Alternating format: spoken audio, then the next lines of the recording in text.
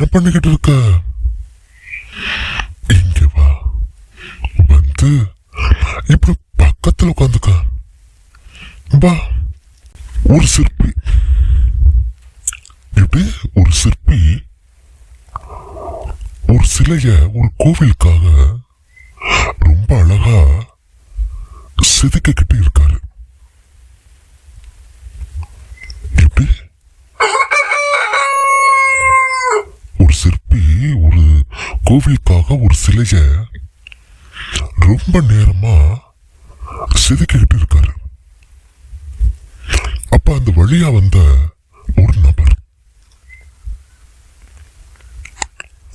அந்த வழியா வந்த ஒரு நபர் அந்த நபர் அந்த சிற்பி கிட்ட போய் கேட்கிறாரு, ஏன் இப்படி இவ்வளவு கஷ்டப்பட்டு நீ செதுக்கிட்டு இருக்கிற?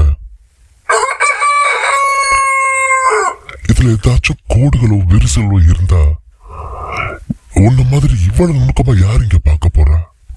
சும்மா அப்படி இப்படின்னு கொத்தி போட்டு போக வேண்டியதானே அப்படின்னு கேக்குறாங்க. அதுக்கு அந்த சிற்பி சொல்றாரு, இல்லப்பா, இந்த வேலையை நான் ரொம்ப ரசிச்சு செய்யறேன். இப்ப நான் இதுல குறைகளை வச்சேன் அப்படின்னா நிச்சயமா இந்த குறைகளை யாராலையும் கண்டுபிடிக்க முடியாது. அதுவே என்னோட மனசு கொஞ்சம் உறுத்தலா இருக்கும். இந்த அழகான சிலையில நான் எங்கேயாச்சும் ஒரு கீறலோ அல்லது ஒரு விரிசலோ விட்டுட்டேன் அப்படின்னா அவ்வளவு நுணுக்கமா யாரும் இங்க வாங்கிட்டு போறவங்க பார்க்க மாட்டாங்க. ஆனா அது எனக்கு உறுத்தலா இருக்கும்ல, சொல்லு. என்னோட வேலைய நான் ரொம்ப ரசிச்சு செய்யறேன், அதை விரும்பி செய்யறேன். இவ்வளவு அழகா செய்யறதுனால 5 ரூபாயோ 10 ரூபாயோ எனக்கு யாரும் கொடுக்க போறது கிடையாது. இருந்தாலும் நான் என்னோட வேலைய, என்னோட கடமைய, எனக்கு வந்த பொறுப்புகளை நான் செய்யறேன். பாரு, இந்த சிலையை ஒருவர் வடிவமைக்கிறாரு அப்படின்னா அதுல சின்ன தவறு இருந்தாலும், பாரு கேவலி கூட கத்துது, சின்ன தவறு இருந்தாலும்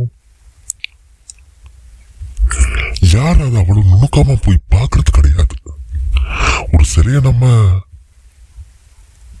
வாங்குறதுக்கு முடிவு செய்யணும், அதுக்கான முன்பணத்தை நம்ம கொடுக்கிறோம். அந்த சிலை வந்த உடனே லட்சணமா இருந்தா நம்ம வாங்கிட்டு வந்துருவோம். அந்த சிலையில, அந்த கடவுள் போட்டுக்கக்கூடிய ஆடையில ஒரு சின்ன துளை இருக்கதான் நம்ம பார்ப்போம். பாரு, இவ்வளவு அழகா அந்த சிற்பி அந்த வேலையை விரும்பி செய்யறாரு. இது நான் ரொம்ப பார்த்து வியந்த ஒரு விஷயம். நீயும் உன்னோட வேலையில யார் இதெல்லாம் பார்க்க போறா அப்படின்னு இல்லாம உன்னோட கடமையை செஞ்ச அப்படின்னா பலன் நிச்சயமா நீ நினைச்சதை விட அதிகமா கிடைக்கும்.